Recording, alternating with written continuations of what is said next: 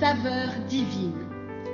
Cette bonne nouvelle du royaume sera prêchée dans le monde entier pour servir de témoignage à toutes les nations. Alors viendra la fin. Ce pain céleste vous est présenté par Immaculée Niraneza. Shalom, shalom, mes bien-aimés de Dieu. Shalom est une très belle salutation pour se souhaiter la paix. Pace, pace pour mes frères et sœurs italiens. Amahoro ya Cristo, amahoro pour mes compatriotes rwandais et burundais. C'est avec cette très belle salutation que je voudrais encore une fois vous souhaiter la bienvenue dans cette émission Saveur divine.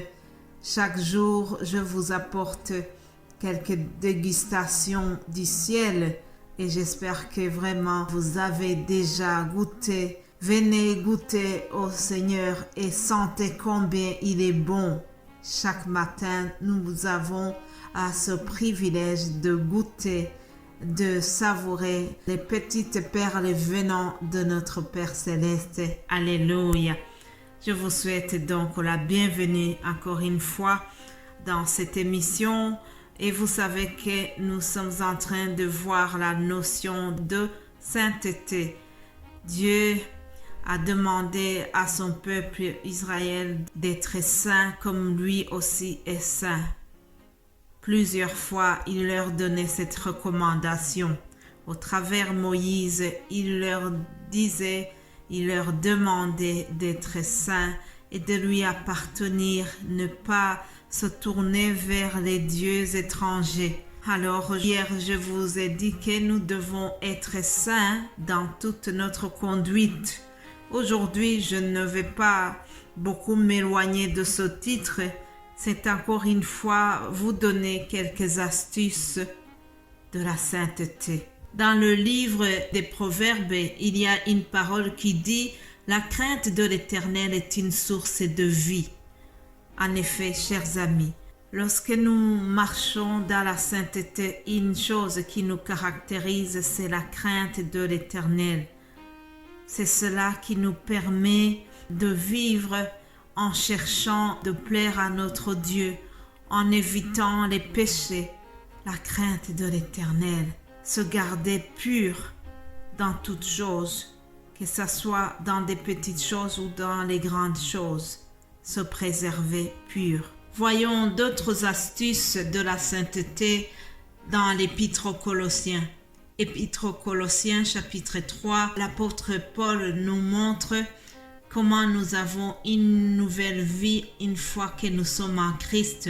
Alors, il a dit ceci aux Colossiens, chapitre 3, il a dit « Si donc vous êtes ressuscités avec Christ, cherchez les choses d'en haut où Christ est assis à la droite de Dieu.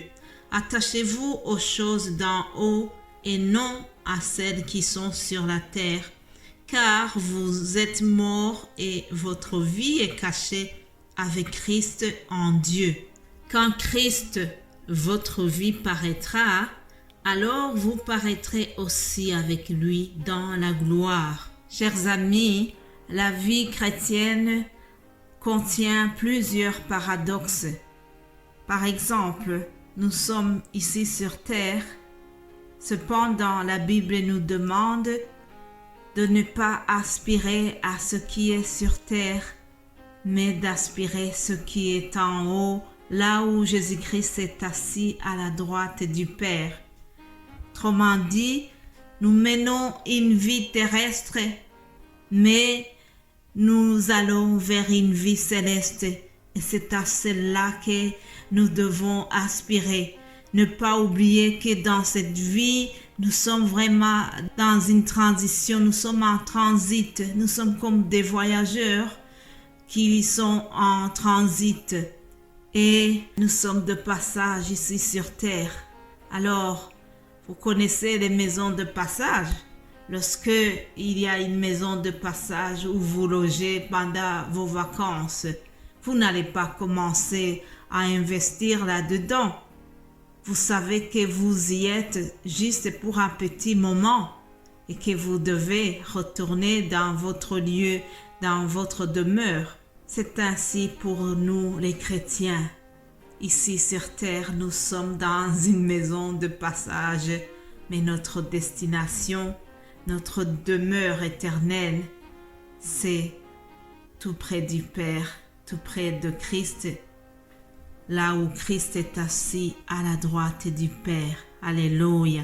Nous devons donc ne pas nous attacher aux choses d'ici en bas, mais chercher ce qui est en haut.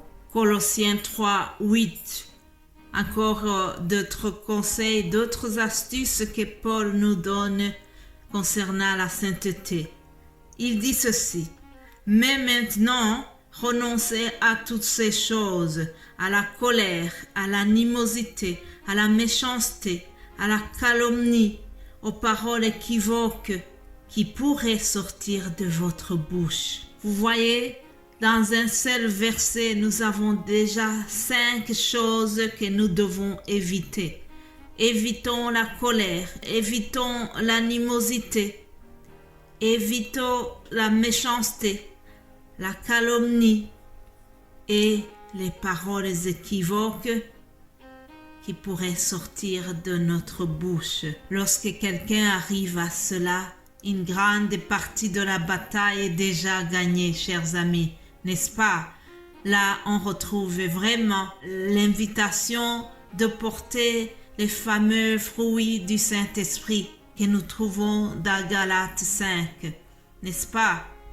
Lorsque quelqu'un évite l'animosité, qu'on évite la colère, qu'on essaie d'être gentil, éviter la méchanceté et préserver ce qui sort de notre bouche. Cela, vraiment, c'est déjà une partie qui va vers la sainteté. Et verset 9, nous voyons: ne mentez pas les uns aux autres, vous étant dépouillés du vieil homme et de ses œuvres, et ayant revêtu l'homme nouveau qui se renouvelle dans la connaissance selon l'image de celui qui l'a créé. Alléluia. Revêtir l'homme nouveau. En effet, chers amis, si quelqu'un est en Christ, il ou elle, une nouvelle créature. En effet, toutes choses anciennes sont passées et les choses deviennent nouvelles. Il y a une nouvelle vie que nous adoptons lorsque nous venons de connaître Christ, lorsque nous sommes convertis. On ne peut pas rester comme on était avant. Et en terminant, je vous donne une autre astuce qui nous aide de cheminer vers la sainteté. Colossiens 4, 6. Il est écrit: que votre parole soit toujours accompagnée de grâce, assaisonnée de sel, afin que vous sachiez comment il faut répondre à chacun. Alléluia. Que notre parole soit toujours accompagnée de grâce. Mes bien-aimés de Dieu, je termine sur cette exhortation. Que votre parole soit toujours accompagnée de douceur, d'édification, de bienveillance à l'égard de notre prochain. Soyez bénis et je vous retrouve demain avec beaucoup de plaisir. Que le Saint-Esprit nous aide tous à cheminer vers la sainteté que Dieu nous demande. Soyez bénis au nom de Jésus-Christ. Amen.